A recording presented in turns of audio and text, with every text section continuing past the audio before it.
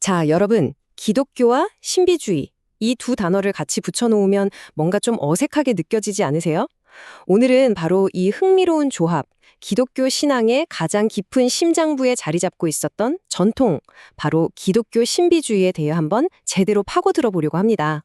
아마 지금 많은 분들이 엥? 하고 계실 거예요. 기독교의 신비주의라니 이게 무슨 조합인가 싶으시죠? 네, 당연합니다. 보통 우리가 신비주의라는 단어를 들었을 때 떠올리는 이미지는 따로 있으니까요. 맞아요. 보통 신비주의라고 하면 힌두교나 불교 같은 종교를 떠올리거나 아니면 크리스탈, 유체 이탈 같은 현대 뉴에이지 운동 같은 걸 생각하기 쉽죠. 기독교와는 영 거리가 멀어 보이잖아요. 그런데 여기서 정말 놀라운 사실이 하나 있습니다. 신비주의라는 이 단어 자체가 사실은 기독교 안에서 태어났다는 거예요. 신앙의 어떤 특별한 측면을 설명하기 위해서 만들어진 단어라는 거죠. 그러니까 어떻게 보면 기독교 신비주의가 이 용어의 원조인 셈입니다. 그럼 신비주의가 대체 뭘까요? 우선 윌리엄 제임스라는 철학자의 고전적인 정의를 보면요. 개인이 어떤 절대적인 존재를 만나서 그와 하나가 되는 아주 특별한 경험에 초점을 맞추고 있어요. 하지만 이 정의만으로는 좀 부족한 감이 있어요.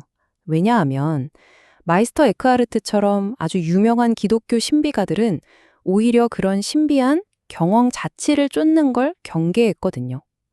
그럼 뭘까요? 이 전통을 우리가 어떻게 이해하면 좋을까요? 그래서 저희는 오늘 이 설명을 위해서 버나드 맥긴이라는 아주 유명한 학자의 정의를 기준으로 삼아보려고 합니다. 이분은 신비주의를 신의 직접적인 현존을 준비하고 자각하고 또 거기에 반응하는 모든 것이라고 훨씬 폭넓게 정의했어요.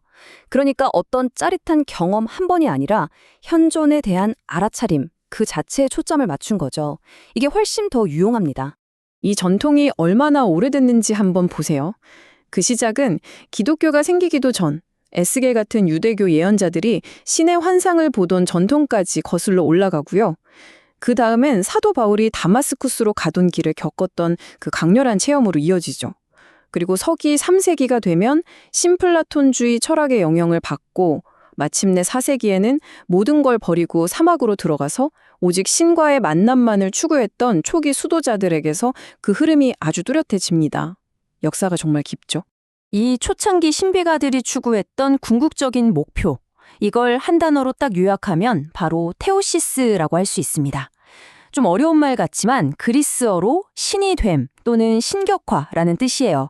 말 그대로 신의 생명에 참여하는 걸 의미합니다.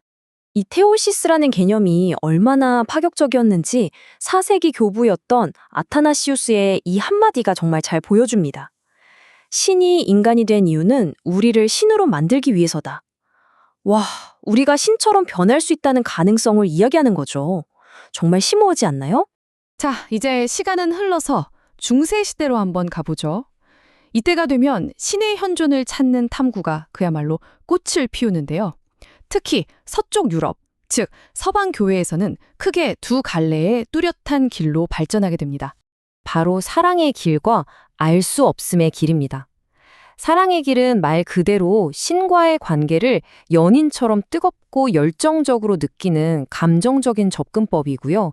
반대로 알 수 없음의 길은 우리의 생각이나 말로는 신을 다 표현할 수 없으니 차라리 모든 개념을 내려놓고 신의 어둠 속에서 신을 만나려는 아주 철학적인 접근법이에요.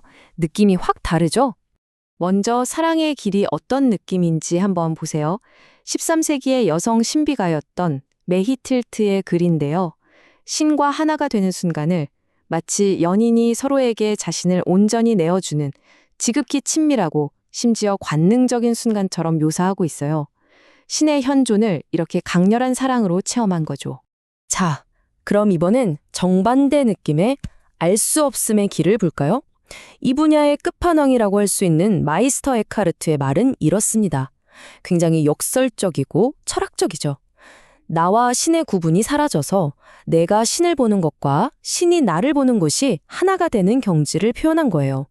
감정보단 이성의 한계를 뛰어넘는 통찰로 신의 현존을 이야기하는 겁니다. 자, 지금까지는 주로 서방교회를 봤는데요. 같은 시기 동방정교회는 어땠을까요? 여기서는 신비주의가 신학의 변두리가 아니라 그냥 신학의 중심 그 자체였어요. 그리고 그 중심에는 아주 독특한 수행법이 자리 잡고 있었습니다. 바로 헤시카즘이라는 겁니다. 고요라는 뜻의 그리스어에서 왔는데요. 이 수행법은 먼저 내면의 깊은 고요에 이른 다음에 예수 기도라는 짧은 기도를 계속해서 반복하는 거예요. 그렇게 내면을 정화하다 보면 마침내 신의 창조되지 않은 빛, 그러니까 신성 그 자체의 광채를 직접 경험하게 된다고 봤습니다. 여기서 이런 질문이 나올 수 있죠. 아니, 인간이 어떻게 신을 직접 경험한다는 거지? 여기서 정말 기가 막힌 신학적 설명이 등장합니다. 태양을 한번 생각해 보세요. 우리가 태양의 핵, 그 본질에 직접 닿을 수는 없잖아요. 하지만 우리는 지구에서 태양빛과 따스함, 즉 태양의 에너지는 직접 느끼고 경험할 수 있죠. 바로 그것처럼 신의 본질 자체는 우리가 알 수 없지만 세상에 드러나는 신의 활동, 즉 그 에너지는 우리가 직접 체험할 수 있다는 게 동방정교회의 설명입니다. 자, 이렇게 동서양에서 각자의 길을 가던 기독교의 역사에 엄청난 지각 변동이 일어나죠. 바로 16세기의 종교개혁입니다. 이 거대한 변화는 당연히 기독교 신비주의의 전통에도 아주 큰 영향을 미쳤습니다. 종교개혁 때문에 많은 것이 바뀌었어요. 신비주의 수행의 중심지였던 수도원들이 문을 닫았고 오직 믿음이 강조되면서 신과 하나 되기 위한 여러 가지 실천들의 중요성이 좀 약해졌죠. 그렇다고 신비주의가 아예 사라졌을까요? 그건 아니에요.